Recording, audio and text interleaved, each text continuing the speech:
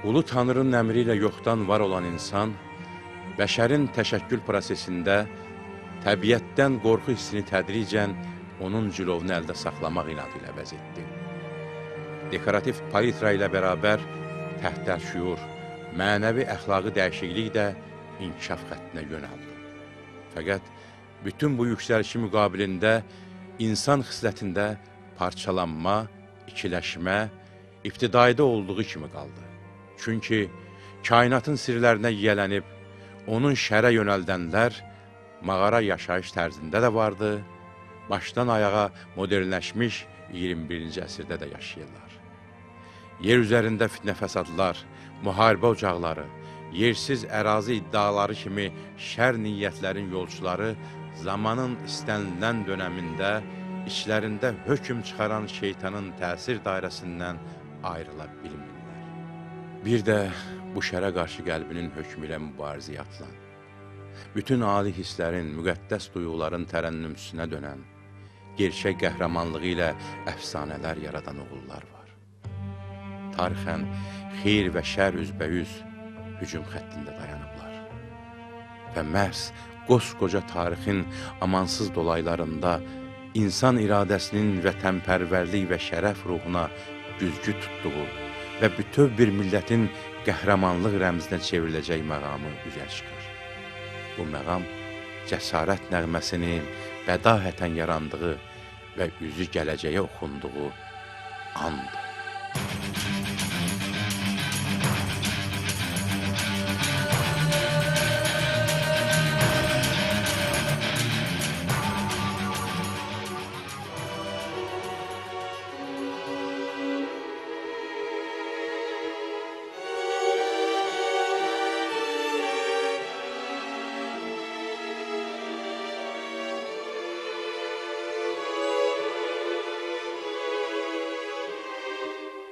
Saat idi ki, döyüş gedirdi. 30 nəfərə yaxın erməni bir evi mühasirəyə almışdı. Lakin ermənilər evə yaxınlaşmağa cəsarət edə bilmir. Azərbaycanlı əskərin avtomatı onları bir-bir cəhənnəmə yola salırdı. Artıq 7 erməni o dünyalıq olmuşdu. Erməni zabiti üzünü evə tərəf tutdu və əskəri çağırdı. Ay müsəlman, canına yazığın gəlsin, təslim ol. Onsuz da başqa çarən yoxdur. Evdən səs gəldi. Natiq bu partada əyləşərdi. Uşaqlar arasında Natiq ümumiyyətlə seçilirdi. Onun uşaqlarla rəftarı, danışığı, xoş münasibəti hamını özünə cəlb edirdi. Natiq mehriban idi. Onun qeyri-adi bir xarakteri var idi. O nə qədər sərt olsa da bir o qədər haqq tərəfdarı idi. Xüsusilə də o idman və hərbazırlıq dərslərində çox fərqlənirdi. Natiq vətənpərvər idi.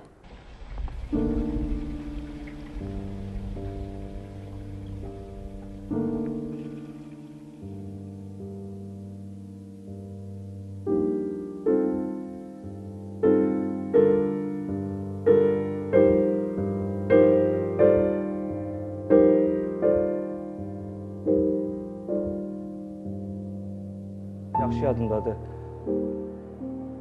Rus hərbi xidmətindən qaydanda mən gəldim, artıq onu evdə görmədim. Düzdür, o məndən 10 gün qabaq gəlmişdi. Artıq Qarabağa könüllü sürətdə yollanmışdı.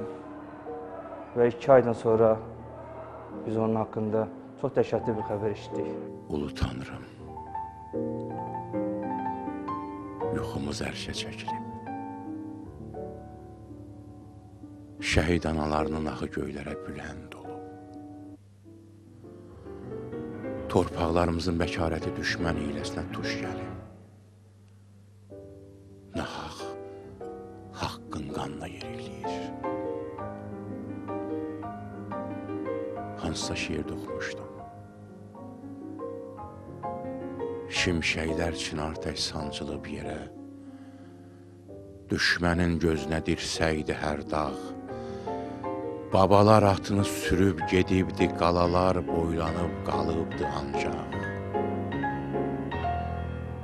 Babaların yorğu atlarının düşmən qoşununu səksəndirən nalları düşübdü nədir? Alatorandan qaş qaralanacan, döyüş meydanında cövlan vuran, zəhmi ilə düşmən bağır çatdadan ərənlərin qılıncı kor çalıb yoxsa? Yoxsa dağların qət dəyildi belə birdən-birə, ilahi. Alışan tonqallarda qələbə müjdəsini bir-birini ötürən dağlar indi nələrə şahid dururlar Allahım. Yox, alayı yol ağla belə gələsi deyil, Tanrım.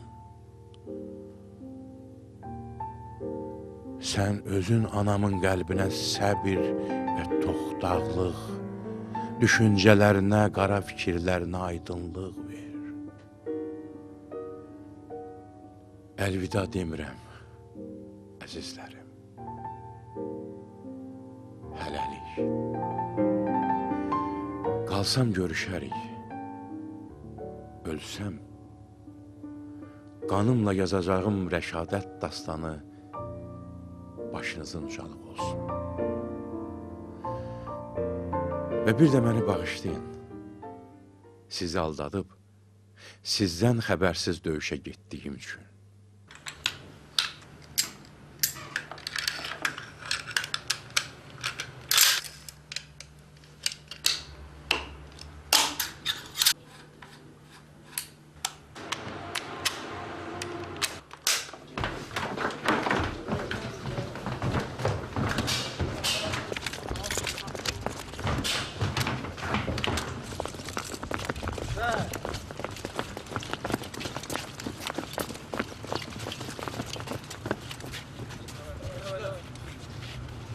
Güzel.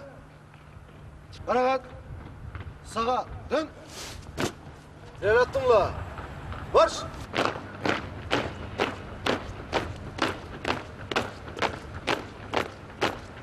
Sakçı.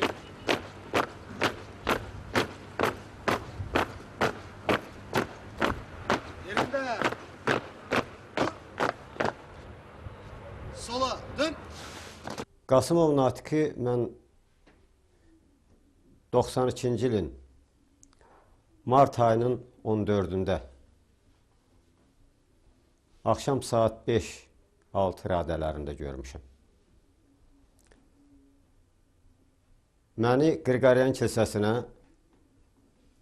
Əsgərandakı təcridxanadan gətirmişdilər. Yüzlərlə xocalılar, əsir düşmüş adamlar həmin təcridxanadaydı. Fevralın 27-sindən martın 14-nə qədər adamlar həmin təcridxanada saxlanılırdı. O vaxta qədər 2 dəfə ermənilərin rəisi gəlib bizə xəbərdarlıq etdilər ki, bizi əsir düşmüş ermənilərə dəyişəcəklər. Nəhayət, ayın 14-də səhər tezdən erməni döyüşçüləri əsir düşmüş xocalıları cərciyə düzüb dedilər ki, hazırlaşın, sizi buraxacağıq.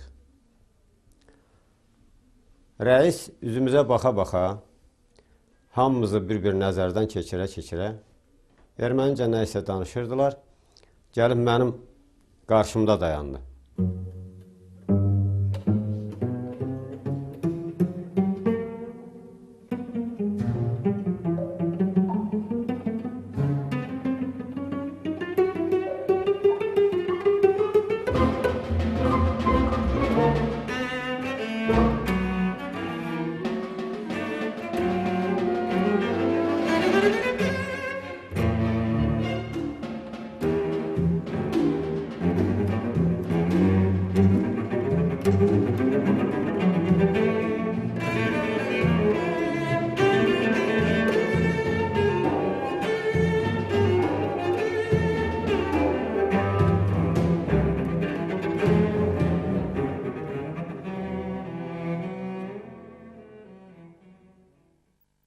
Son dəfə həkimə getmişdim, gəldim ki, yoxdur evdə. Axtardım, O yüzden bu yüzden tapa bilmədim. Kimdən soruşdumsa gördüm deyən olmadı. O burada bir qız istəyirdi. Gedib qızı görməyə məktəbə, qızı da orada görə bilməyib. Elə oradan da çıxıb gedib. Uşaqlardan soruşdum, iş yerindən soruşdum, hara getdim. Bir də axşam sənədlərinə baxdıqca sənədlərini götürüb gedib. 2 həftə sonra da daha getdik, heç nə tapmadı. O həmişə bu hala düşürdü. Zabitin əmri ilə qumbaratanlar işə düşdü. Ev bir anda yerlə yeksan oldu. Yəqin ki, öldü, deyə zabit fikirləşdi. Ancaq o, yenə də evə hücum etməyə cəsarət etmədi. Onun əmri ilə evə bir dəstə silahlı qoşun girdi.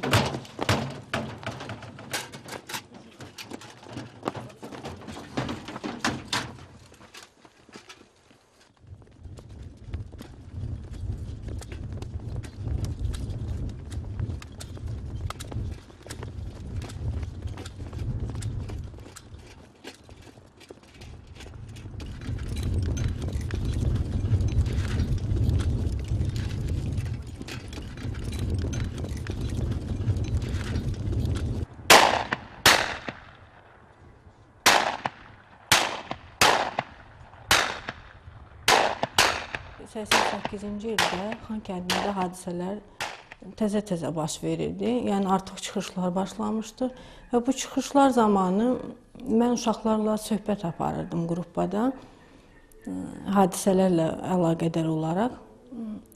Onda Natiqin bir sözü hələ də mənim yadımdan çıxmayıb.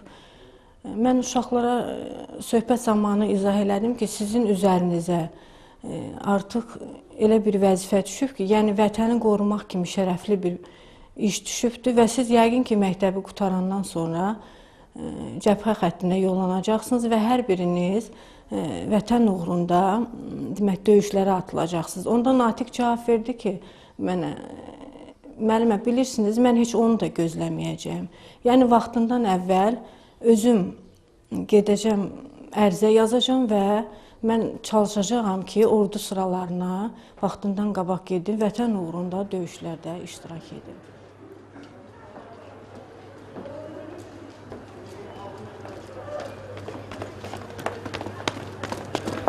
Mən hiss elədim ki, nəysə məni bir təhlükəli yerə aparırlar. Qalan adamları yenidən KPZ-yə saldılar, dedilər gözləyin. Məni OAZ maşınına bindirib, gətirdilər Əsgərana. 1 saat qərargahın qarşısında, 1-2 saat başqa yerdə, saxlaya-saxlaya axır ki, axşam saat 5-ə kimi yuvandılar. PTR ilə erməni döyüşçüləri Ağdamın Qarağacı qəbirstanlığından təxminən bir 5 kilometr aralıda yerləşən bir meşəliyə, bir gədiyə gətirdilər. PTR meşənin içərisindəki cığırla çox çətinliklə dağa dırmaşırdı. İçərisində də jurnalistlər vardı. O jurnalistlərdən biri İtalyan jurnalisti idi. Mən ingiliscə danışanda hiss elədim ki, bu burada mı deyil. PTR-in idarə olunmasına həmin İtalyan jurnalisti kömək eləyirdi. Necə aparaturalara baxıb bir-bir göstəriş verirdi. PTR dağa qalxıb, meşənin içi ilə xeyli, sonra sağa buruldu, açıqlığa çıxdı, dayandı. Ermənilər PTR-in içərisindən tökülüşdülər. Aşağıda yamaç görünürdü. Bir xeyli çılpaq yamaçdan sonra bir təpə görünürdü. Təpənin üstündə xarabalıq vardı. Qədimdən qalma bir tikili, kol-kos basmış bir xarabalıqdır. Sonradan məlum oldu ki, bu ermənilərin Qriqoryan kilsəsi adlandırdığı abidədir.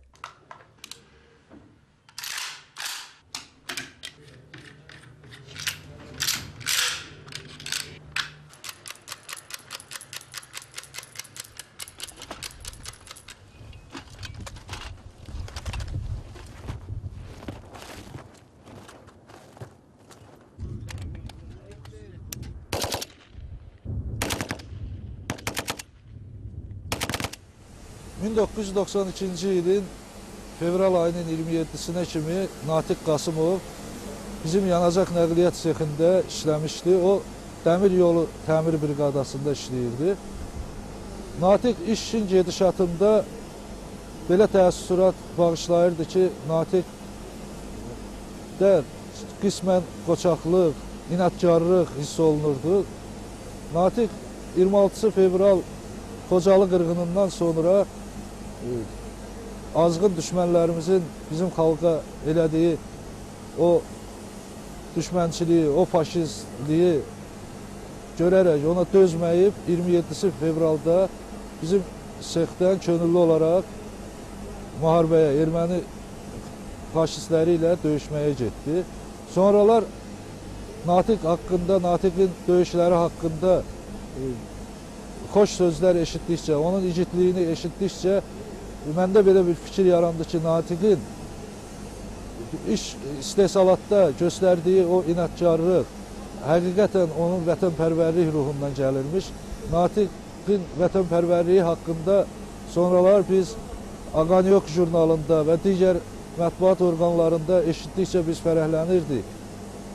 İndi də hal-hazırda da yanacaq nəqliyyat sexində işləyən Natiqin iş yoldaşları, dostları Natiqlə fəxr edirlər. Çünki Natiqin o eşitdiyimiz igidlikləri elə bir igidlikdir ki, biz ermənilərin qarşısında belə oğlanlarımızla qürurla danışa bilərik.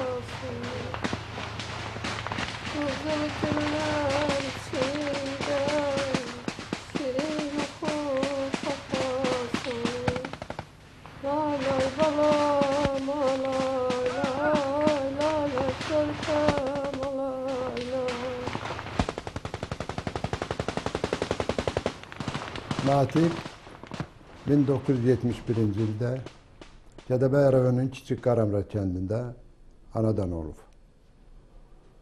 Sonra biz köçmüşük Mingəçevir şəhərinə.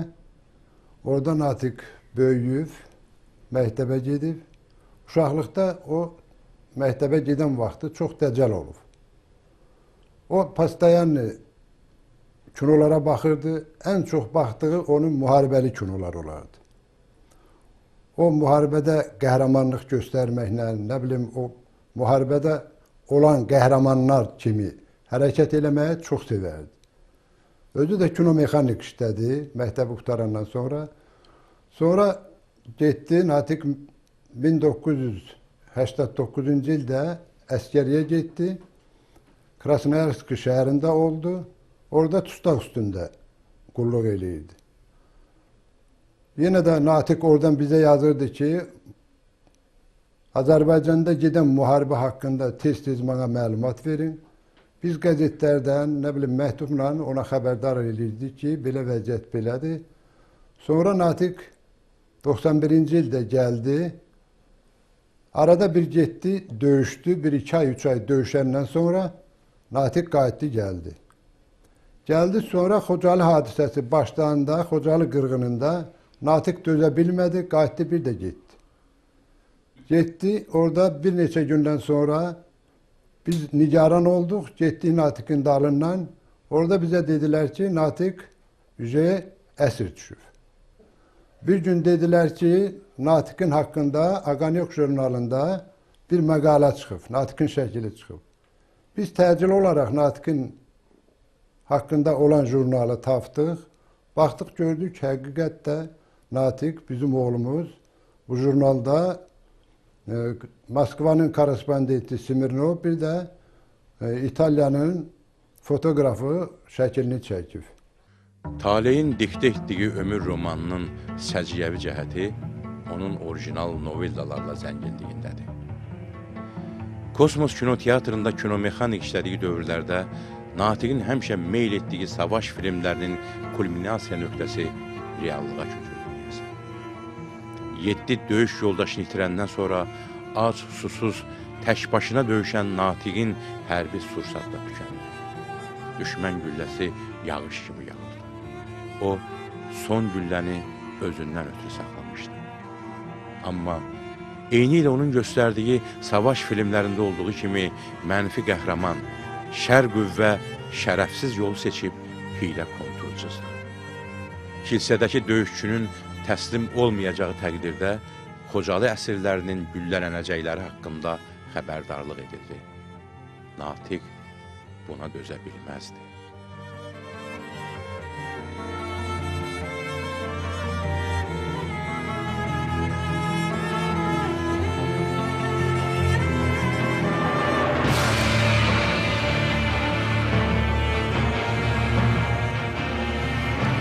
Bölük-bölük bölündük, hələ çəkdi bir yana, qibləsi olan xalqın yurdu qalmaz bir ana.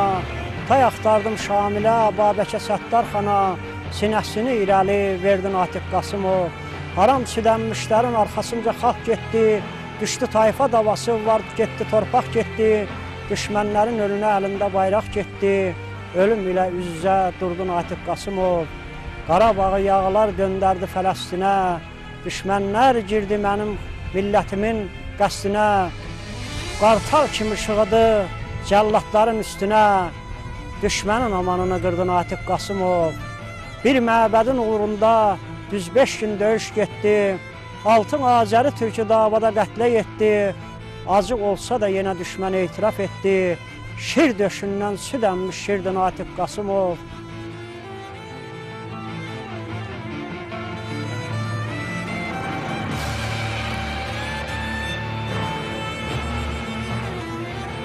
Bir səhər oturduq ki, Natiq axşamdan evi tərk edib gedir. Bir müddət gəlmədi, gecənin birində bizə gəldi. Üstü başı toz torpaq içindəydi. Səhər qayıdıram sözünü deyəndə biz çox bikef olduq ki, bəs heç olmasa 1-2 gün qal gələn. Dedi, yox, biz texnika aparmağa gəlmişik, orada güclü texnikaya ehtiyacımız var. Biz komandirimiz orada bizi gözləyir. Qayıtdı, getdi, bir neçə gündən sonra gəldi və yenə qayıtmadığını bizə əyan etdi. Biz ki, qayıtmayacaq. Bir neçə gün qaldı burada. Fevral ayının 26-sı günü Xocalıda, Xocalı soyqırımını ki, məlumat verdilər televizorda. Və Can Poladın orada həlak olmasını da dedilər. Can Polad o Natiqin komandirinin oğlu olmuşdu orada. O meyit çıxardan vaxtı Xocalı meyitlərini orada qəhrəmancasına həlak olmuşdu. Natiq onun həlak olduğunu eşidib və Xocalı qadınlarının, ana bacılarımızın pis işgəncələrə dözə bilmədiyinə görə Natiq yenidən Mingəçevir şəhərini tərk edib, yenə həmin hərbi hissəyə qayıtdı. Hələ də onun haqqında heç bir məlumatımız yoxdur. İndi də hələ gözümüz yoldadır. 10 ili mart ayının 12-sində tamam olur. Heç nədən də xəbərimiz yoxdur. Köməyim ol, Tanrım. Nəmli gözlərinə qurban anam. Kafir tapdağında ikkədən çat verən torpağına, daşına qurban. Vətən. Susuzluqdan cadar-cadar olmuş dodaqlarımdan qəlbin sıxılmasın. Göz yaşların bağrının başını yandırmasın anam. Son nəfəsimə də Azərbaycan kəlməsi pıçıldayacaq. Bu susuz dodaqlarım tikə-tikə doğransam belə.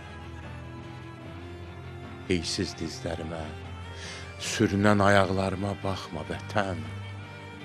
Bu heydən düşmüş ayaqlarımın üstündə sənin müqəddəs üç rəngli bayrağınla düşmən üstünə gedirəm.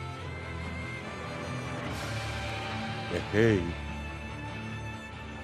torpaq acları, yurtsuz, binəsiz millətin quramay yurd yeri yaratmaq istəyən faşist övladları. eşidirsinizmi? Türkün sınmayan qürurunun, məğrurluğunun şahid olmaq istəyirsinizmi? Ermənilər Gədikdə gizlənib məni əhatə eləmişdilər. Dedilər ki, o kilsəni görürsənmi? Bir dənə dedim, görürəm. Bax, orada sizin döyüşçülər yerləşir. Neçə gündür biz ora yaxınlaşa bilmirik.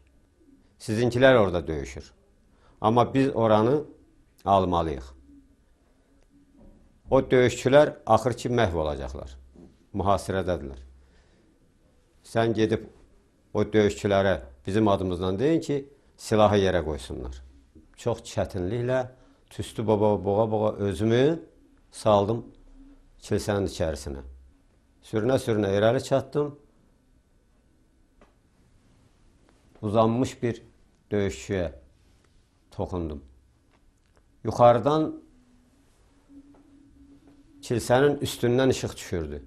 Oğlanın düz üzərinə.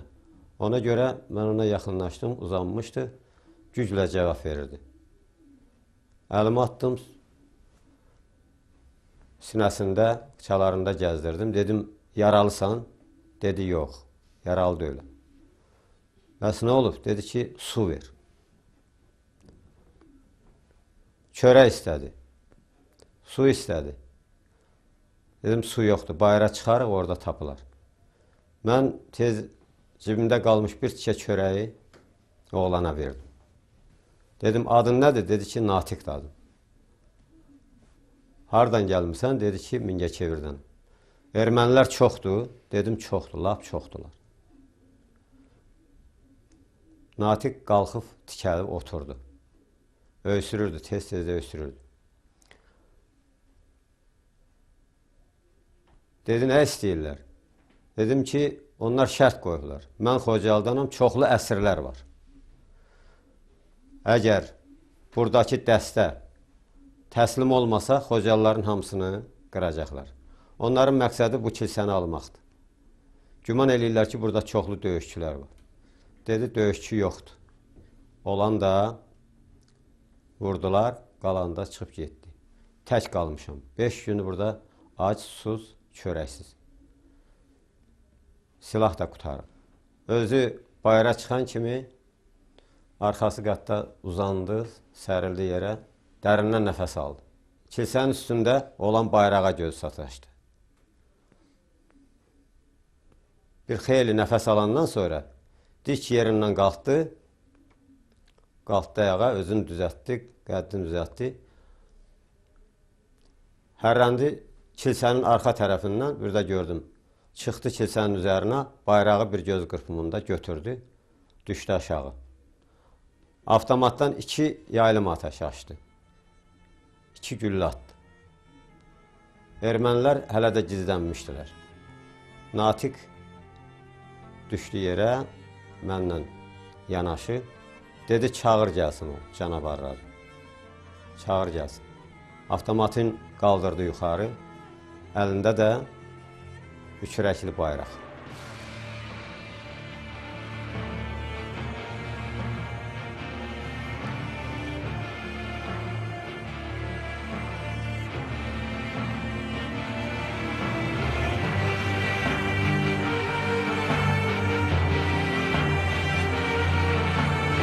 Bu zaman ermənilər də, zabit də, jurnalist də qəribə bir mənzərənin şahidi oldular. Azərbaycanlı əskəri üçrəngli bayrağı sinəsinə basaraq cəsarətlə ermənilərə tərəf addımlayırdı.